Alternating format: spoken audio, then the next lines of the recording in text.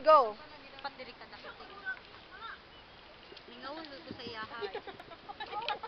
Kami ana, amigo jud kay mi sukad pagkabata agud karon. Gamay pa lang na siya. Mingawon jud ko sa iyaha, patinuod lang. Sige, gusto rin diri.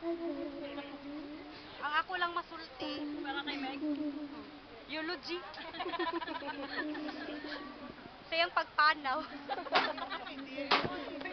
pagpanaw. Ikaw na lang. Makamingaw jud, makamiss ba ang mga times na mong gipagsamahan.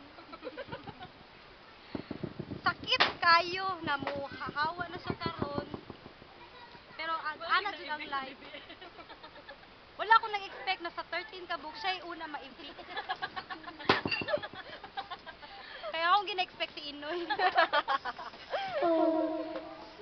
Meg, mao lang ni ako masulti sa imong pagpanaw. Kung asa man ka moadto, mingawon jud mi nimo. Dahil salamat sa imong pagpaambit.